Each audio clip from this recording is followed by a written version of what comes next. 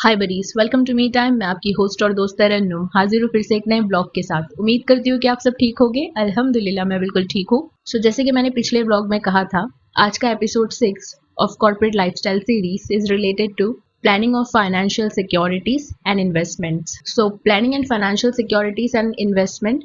ये वीडियो मैंने इस बेस पे बनाया। जो भी लोग अपने सेविंग्स करना चाहते हैं या अपने पैसों को कैसे यूज करना है और किस तरीके से वो अपने गोल्स को, शॉर्ट टर्म गोल्स को या किसी लॉन्ग टर्म गोल्स को पूरा कर सकते हैं, इसी के बेस पे मैंने ये वीडियो बनाया है। तो प्लीज़ पूरी डिटेल्स के लिए इस वीडियो को एंड तक देखिएगा और अगर आपको ये वीडियो पसंद आए तो प्लीज़ इसे लाइक कीजिएगा और मेरे चैनल को सब्सक्राइब कीजिएगा। जब आप सेविंग्स या किसी भी फाइनेंशियल सिक्योरिटीज़ के बारे में सोचते हैं, पॉसिबिलिटीज़ है कि आपको इतना आइडिया नहीं मिलता होगा कि कितना सेव करना है या कितना खर्च करना है।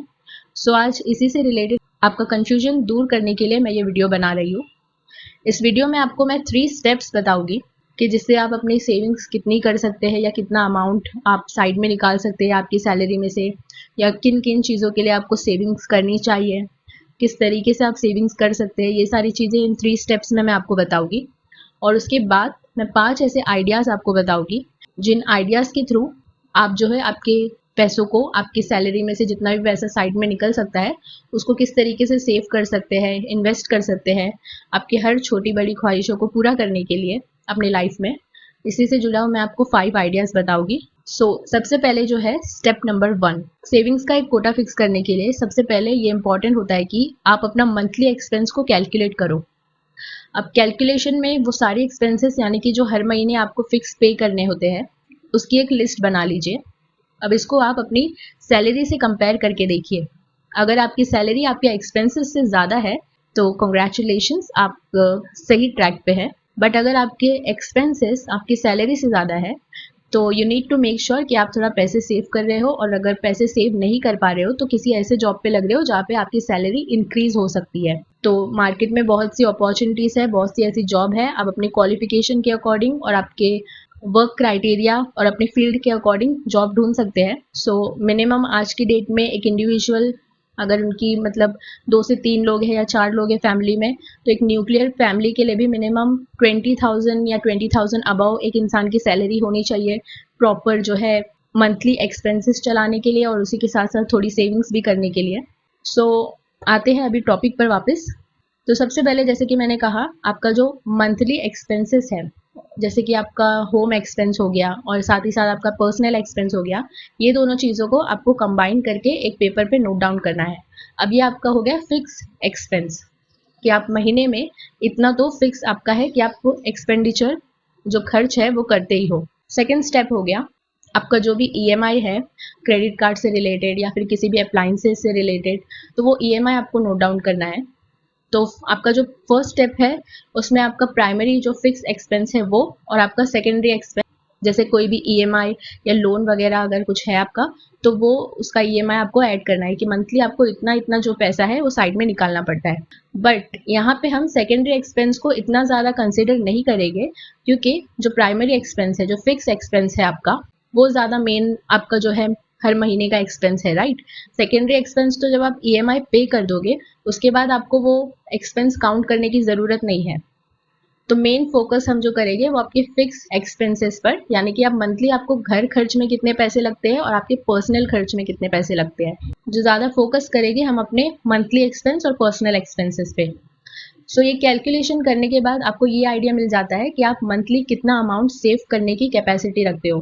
तो अगर आपका फिक्स एक्सपेंस इतना है, सपोज आपका फिक्स एक्सपेंसेस जो है 15,000 के आसपास है पर मंथ मिनिमम, और आपका जो एडिशनल सेकेंडरी एक्सपेंस है वो समवेयर अराउंड 2,000 या 3,000 आपको ईएमआई भरना होता है।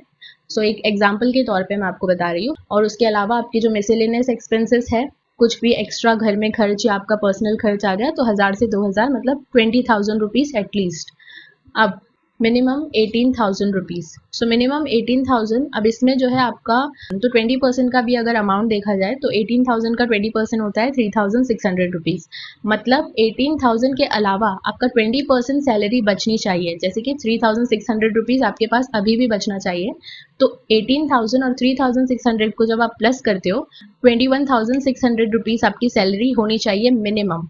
तो ऑन एन अप्रॉक्स अगर आपका मंथली एक्सपेंस और जो फिक्स एक्सपेंसेस है और जो आपका ईएमआई वगैरह है, ये सब मिला के देखा जाए, और फिर उसके बाद अगर आपको पैसे की सेविंग्स भी करनी है थोड़ी बहुत, तो आपकी सैलरी कम से कम 20 to 25,000 के बीच में होनी चाहिए।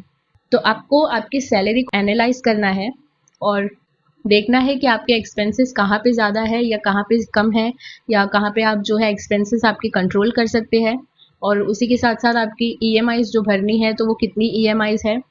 और सबसे पहली बात, आपको आपके डिज़ायर को जो है कंट्रोल में करना होगा। अगर आपको बहुत ज़्यादा ईएमआई पे चीज़ें खरीदने की आदत है तो ठीक है, 1 से 2 चीज़ अगर आप साल 2 साल में 3 साल में ले रहे हो ईएमआई पे छोटी छोटी चीज़ें तो बेहतर है।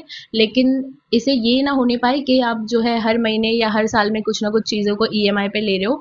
इससे आपको ऐसा लगता है कि आप अपनी ख्वाहिशों को तो पूरा कर रहे हो, बट असल में ये होता है कि आप अपने पैसों को कहीं भी सेव नहीं कर पा रहे हो। सो ये जो कुछ महीनों के लिए जो आपका एक डिज़ायर होता है चीज़ों को खरीदने का, तो वो डिज़ायर पूरा तो हो जाता है, बट आपके पैसे कहीं ना कहीं ईएमआई के तौर पे डिडक्ट होते रहते हैं।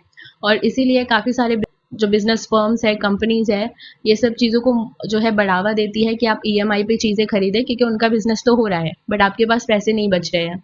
सो पैसे बचाने के लिए इम्पॉर्टेंट है कि ईएमआई पे चीज़ों को थोड़ा कम खरीदें और जितनी ज़रूरत की चीज़ें हैं उतना ही खर्च करें। और आपके फ्यूचर के लिए आपके जो भी गोल्स हैं, चाहे वो पढ़ाई से रिलेटेड हो या करियर से रिलेटेड हो, उन चीज़ों के लिए पैसे बचाएं लाइफ में।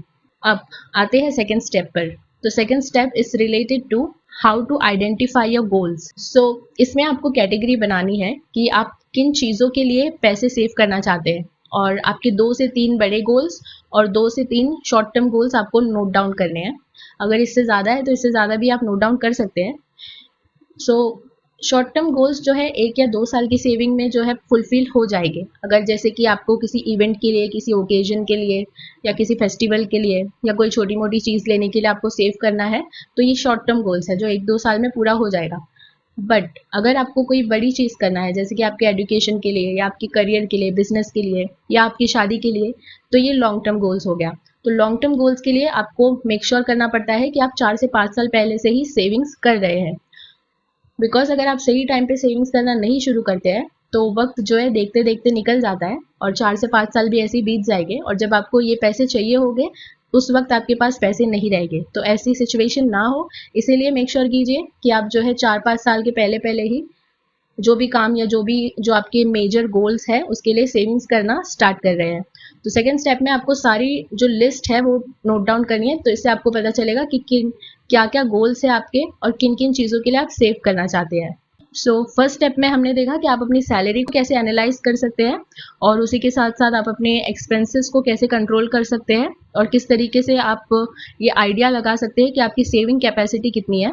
और सेकंड स्टेप में आपको लिस्ट बनानी है कि आपको किन किन चीज़ों के लिए, किन किन गोल्स के लिए पैसे सेव करने हैं। सो अब आते हैं थर्ड स्टेप पर। सो थर्ड स्टेप में आपको ये जानना है कि आपको आपकी गोल्स के लिए कितने पैसे सेव करने हैं, एग्जैक्ट अमाउंट। सो छोटे गोल्स को अचीव करने के लिए शॉर्ट टर्म सेविंग्स और बड़े गोल्स को पूरे करने के लिए लॉन्ग टर्म सेविंग्स। सो जैसे कि मैंने आपसे कहा 4 से 5 साल तक का टाइम लगता है लॉन्ग टर्म गोल्स को अचीव करने के लिए, तो उसी के हिसाब से आप अपने long term and short term goals के ड्यूरेशन को जो है फिक्स कीजिए। और उसी के साथ साथ अगर आपको लगता है कि आपके पास 4 से 5 साल का टाइम इस वक्त नहीं है, तो 2 से 3 साल का भी टाइम आप सेट कर सकते हैं, बट उसके अकॉर्डिंग फिर आपको सेविंग भी करनी होगी।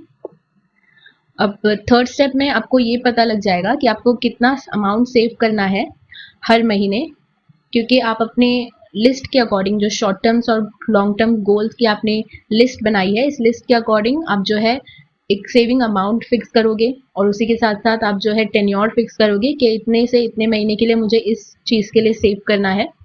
तो थर्ड स्टेप में आपको जो मेन पॉइंट का ध्यान रखना है वो ये कि आपकी सैलरी में से 20% एटलीस्ट आपकी मनी जो है वो सेव हो रही है, वो सेविंग के लिए आप साइड में निकाल सकते हो। जब आप ये थर्ड स्टेप अप करोगे तो आपको आइडिया हो जाएगा कि किस तरीके से आपको सेविंग्स करनी है, कितना अमाउंट सेव करना है और कितना टाइम लग सकता है जिन गोल्स के लिए आप अमाउंट सेव करने की सोच रहे हो। सो फर्स्ट स्टेप था आपका सैलरी एनालाइज करना। Second step was making a list of all the short term and long term goals that you want to fulfill for yourself, and third step was कि किस तरीके से आपको आपके long term and short term goals के लिए tenure fix करना है, और उसी के साथ साथ कितना सेविंग्स अमाउंट आपके हर गोल के लिए आपको जो है साइड में रखना है हर महीने, ताकि जो भी आपने टाइम डिसाइड किया है 1 मंथ या 1 ईयर या 2 to 3 years, तो उसमें आपका वो उतना सेविंग्स हो पाए। इसमें मैंने आपको 3 स्टेप्स बता दिए हैं, बट जो 5 आइडियाज है वो 5 आइडियाज मैं आपको इसके नेक्स्ट पार्ट में, यानी कि part 2 of planning of financial securities and investment, इसमें बताऊंगी। अगर आपने मेरे चैनल को सब्सक्राइब नहीं किया है तो प्लीज़ सब्सक्राइब कर लीजिए, बिकॉज आगे का जो न्यू ब्लॉग आएगा इससे रिलेटेड जो अपडेट है वो इससे भी ज़्यादा डिटेल में होगी और इंटरेस्टिंग होगी। सारी चीज़ें मैंने एक साथ ब्लॉग में नहीं बताई है क्योंकि आप कंफ्यूज ना हो जाओ। इससे रिलेटेड इन्फॉर्मेशन मैं आपको पार्ट 2 में बताऊंगी। तो आगे की अपडेट के लिए प्लीज़ मेरे चैनल को सब्सक्राइब कर लीजिए। And thank you for watching this blog. Stay happy, stay safe, stay healthy. I will be back with part 2 soon. Till then, bye bye, take care.